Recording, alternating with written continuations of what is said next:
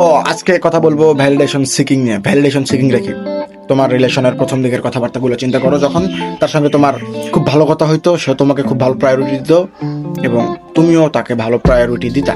In the meantime priority দিতে আর নিতে এই টাইমে তোমাদের মাঝখানে একটা অসুখ ধরা পড়ে, and this is called validation seeking. Right, কারো থেকে গুরুত্ব পাওয়ার যে একটা নেশা, গুরুত্ব ফোবিয়া, রাইট, এটা ধরা পড়ে।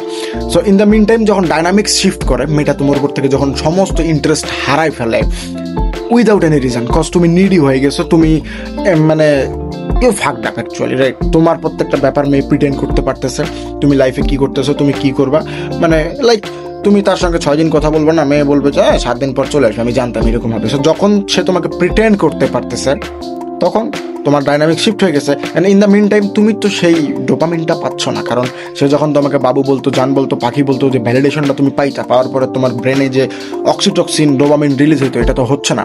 তখন তোমার অসুখ ধরে ভ্যালিডেশন সিকিং।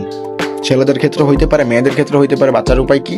উপায়টা হচ্ছে যখন তুমি দেখতেছো ভ্যালু সমান সমান হচ্ছে, রাইট, যখন পার্টনারশিপটা ইকুয়াল হচ্ছে, তখন বাউন্ডারি সেট করে দাও। দিস ইজ মাই বাউন্ডারি, আমি এর বাইরে যাব না, এর বাইরে ওকে আমি কল করবো না, এর বাইরে ওর সঙ্গে কথা হবে না, এর বাইরে আমি আমার লাইফ নিয়ে টাইম দিব, ওকে এত টাইম দেওয়া যাবে না। If you have this type of discipline in your life, কারণ তোমাকে সিরিয়াস হইতে হবে। আলটিমেটলি তুমি তার দেহ চাও নাকি তাকে বউ হিসাবে চাও, বা তার এটা ডিপেন্ড করে যে তুমি তাকে কিভাবে চাও। যদি শুধু বলো যে ভাই just I need her company right now, তাহলে ঠিক আছে।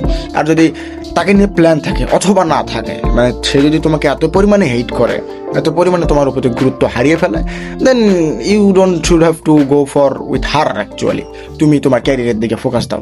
আর যদি সে দেখে, সে যদি তার থেকে যদি তুমি আগ্রহ পাও, কারণ যে মেয়ে তোমাকে এতদিন যদি মাথায় করে রাখতে পারে, ও তোমাকে ইগো ভেঙে নকও দিতে পারবে, রাইট। দিচ্ছে না জাস্ট বিকজ অফ তার ভিতরে কোনো আগ্রহ নাই, আর এটা তোমাকে মেনে নিতে হবে। যতক্ষণে তুমি মেনে নিতে পারবে, ইউ আর হ্যাপি।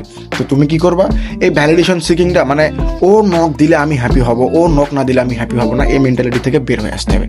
একটু টাইম লাগবে, কষ্ট হবে, বাট যখন 5-6টা দিন একা একা কাটাও, যখন দেখবা যে ইয়েস আমি আসলে ফিল করতেছি ব্যাপারগুলো, তখন then you really good to go. And মাঝখানে একটা ভিডিও, গতকাল ভিডিওটা আপলোড হয় নাই, কারণ মন চায় নাই, তাই, বিকজ আমি একটা ট্রমার মধ্যে দিয়ে যাচ্ছিলাম। So I am very happy right now, একটু ভালো লাগতেছে, এবং নিজের কিছু সেলফ প্রজেক্টে কাজ করতেছি, যার জন্য এগুলো একটু টাইম নিচ্ছে।